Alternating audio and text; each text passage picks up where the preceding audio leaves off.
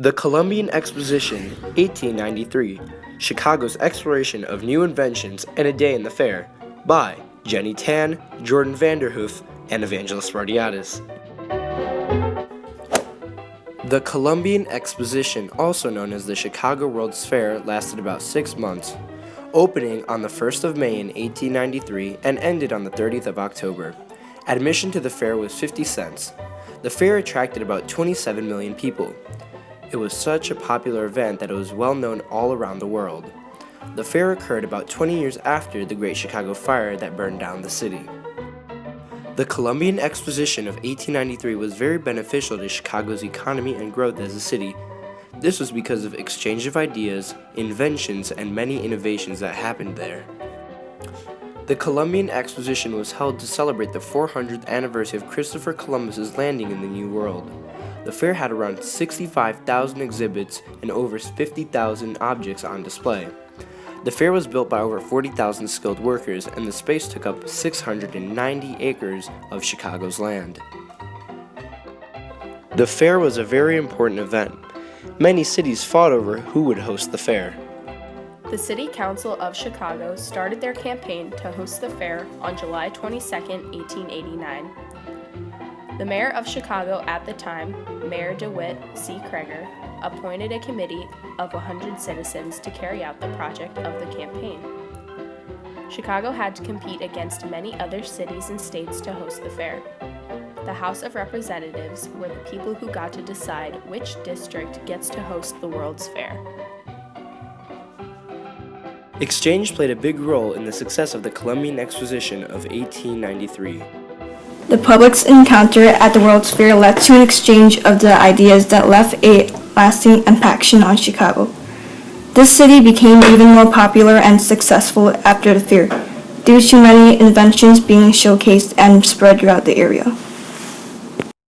There were many different things that had a short and long-lasting impact on Chicago because of the Colombian Exposition of 1893. There was a long-lasting impact left on Chicago after the fair was over.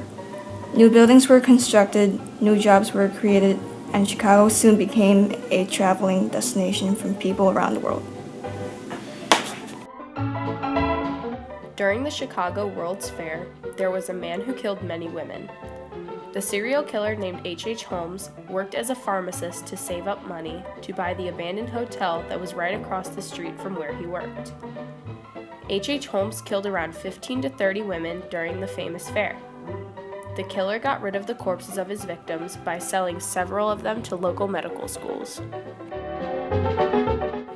By 1891, over 40,000 skilled laborers and workers were hired to set up the fairgrounds. There were also a group of men called the Board of Architects that were in charge of the designing elements. They were responsible for the 200-plus buildings that were being created. There were 14 main buildings in the fair. They were built in the Beaux Arts style and were loved by many fairgoers.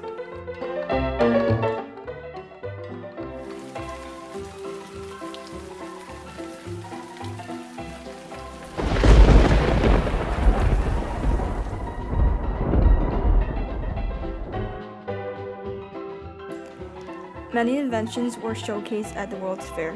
Some inventions were brought to the fair were the Ferris wheel, Aunt Jemima's maple syrup, Wrigley's chewing gum, Cracker Jack's popcorn, and Pabst's Blue Ribbon Beer. The inventions that were showcased at the World's Fair were revolutionary and attracted many people. Two men by the name of Chris L. Rudd and Charles G. Underwood bought the Pearl Milling Company in 1889. The idea for ready mixed pancake flour was theirs, and they began producing it the same year. They thought of the name Aunt Jemima while he was listening to a vaudeville radio show. Unfortunately, the two men went bankrupt in 1890 and had to sell the formula to the R.T. Davis Milling Company. Davis hired a woman named Nancy Green, an African-American cook from Chicago, to represent Aunt Jemima, who was on the front of the pancake mix and syrup. When the founder of Wrigley Gum Company, William Wrigley Jr., was trying to promote baking powder, he used gum included with it as a gift so more people will buy the powder. When he realized the gum was more popular than the powder, he started selling it and created Wrigley Chewing Gum Company in 1891. Wrigley also presented the gum at the fair, increasing the candy's popularity even more.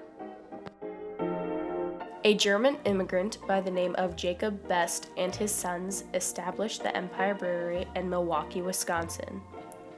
They produced 300 barrels of Best Select lager in the first year and brought almost all of that to the fair, only leaving some for local sales. Over the 6-month span of the fair, it was a success with the many fairgoers.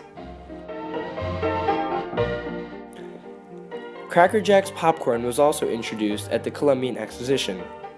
F.W. Rakim and his brother brought the delicious mixture of popcorn, molasses, and peanuts. They brought this to the World's Fair in hope of selling out, and that is exactly what they did.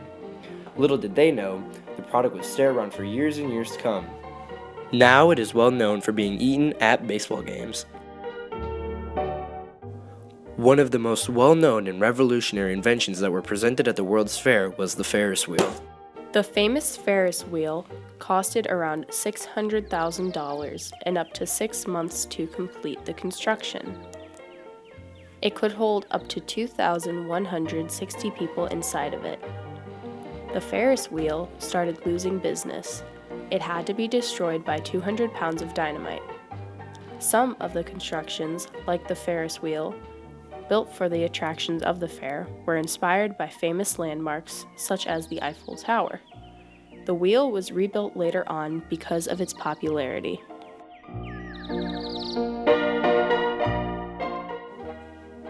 The Colombian Exposition truly changed Chicago in many ways.